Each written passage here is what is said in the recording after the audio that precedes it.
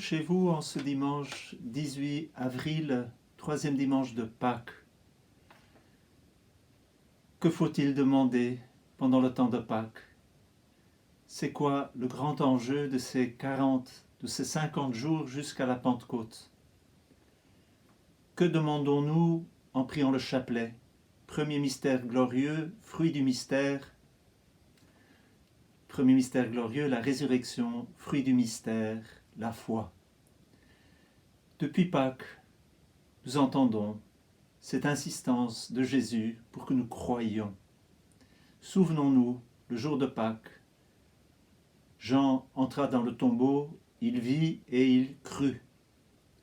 Dimanche passé, c'était le 8e jour et cela fait mémoire du 8e jour de la résurrection. Jésus dit à Thomas, « Heureux ceux qui ont cru sans voir ». Aujourd'hui, Luc nous rapporte les récits de Jésus ressuscité aux disciples d'Emmaüs et puis à ses autres disciples. Il se montre dans son corps. Il dit, regardez mes mains, regardez mes pieds. Avez-vous quelque chose à manger? Parce que les disciples étant bouleversés, ils croient voir un esprit et Jésus veut qu'ils le connaissent, qu'ils le découvrent lui, le ressuscité. Me voici, c'est lui, le je suis qui est là, en présence de ses disciples. Donc, Jésus aujourd'hui, il ne fait pas de reproches à ses disciples, mais il met en œuvre tout ce qu'il peut pour que ses disciples croient. Et puis, que fait-il? Il leur ouvrit l'esprit à la compréhension des Écritures. Il leur ouvrit l'esprit à l'intelligence des Écritures. Voilà ce que Jésus fait à ses disciples. Et voilà ce que nous pouvons demander pendant ce temps de Pâques, que le Seigneur, dans sa grande bonté, nous ouvre l'esprit à l'intelligence des Écritures. C'est quoi la foi? La foi, c'est cette lumière qui nous est donnée pour que nous puissions croire. Et la foi se nourrit de la parole de Dieu. Toute parole de Dieu est une référence au mystère du Christ. La loi de Moïse, les psaumes, les prophètes, tous témoignent de cette résurrection, de cette vie nouvelle que nous recevons en Dieu, dans le Christ. C'est pour cela qu'il nous faut lire la parole de Dieu. Faire l'ex divina, c'est demander une plus profonde foi. C'est demander que notre esprit s'ouvre à l'intelligence des Écritures. Notre foi, elle est si importante. La foi des martyrs, c'est par la foi qu'ils ont vaincu le mal. C'est par la foi que nous aussi, aujourd'hui, nous pouvons résister à toutes les embûches du malin. La foi nous donne de connaître Dieu, nous donne de connaître le Christ, nous donne de le contempler dans nos cœurs. La foi nous donne d'être dans la paix. La foi nous donne d'être charitables. Parce que si nous croyons, Dieu habite en nous et cela se manifeste. Nous en devenons les témoins.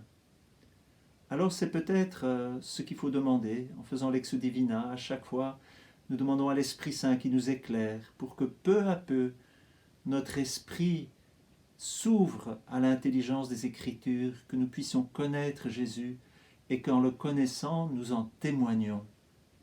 Le monde en a tellement besoin. Rappelons-nous que Dieu marchait avec son peuple à travers le désert. Nous lisons cela dans le livre des Nombres, dans le livre de l'Exode. Dieu marchait avec son peuple à travers le désert. Cela nous dit beaucoup sur la foi. C'est-à-dire que la foi est une lumière qui nous éclaire sur Dieu, et pourtant c'est une nuée. C'est quelque chose qui ne nous donne pas encore pleinement la connaissance de Dieu. L'Eucharistie, nous recevons Jésus dans l'Eucharistie, mais c'est quand même à travers les apparences du pain. Il nous faut croire que Jésus est mort et ressuscité, et que c'est pour cela qu'il est né à Bethléem. C'est une épreuve pour notre foi, tout n'est pas encore transparent. Et pourtant c'est vrai. La foi nous donne de connaître Dieu, de le contempler, même si nous ne le voyons pas encore pleinement.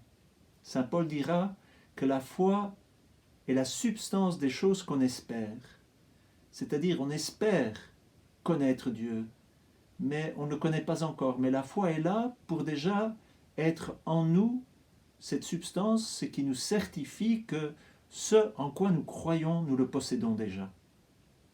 Et c'est pour cela que nous pouvons dire que le royaume, il est déjà au milieu de nous, que le Christ, il est venu dans le monde, et par la foi, nous en faisons l'expérience.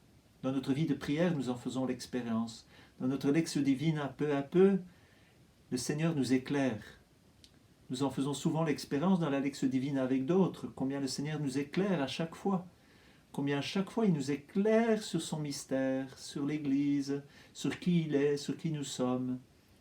Voilà, demandons à l'Esprit Saint d'éclairer nos cœurs, nos intelligences pour que notre foi soit plus pertinente, plus perspicace et que nous puissions connaître Dieu, en témoigner. Notre-Dame du Chêne a cette belle image, c'est qu'en 1494, il y avait les étincelles de feu dans la nuit autour du chêne. C'est dans la nuit de la foi que la lumière éclaire. Dieu est lumière, il ne cesse de se donner, et c'est par notre foi que peu à peu nous pouvons toucher le mystère de Dieu, le mystère de l'Église, notre propre mystère, le mystère du royaume, ici, au milieu de nous. Bonne journée, à demain.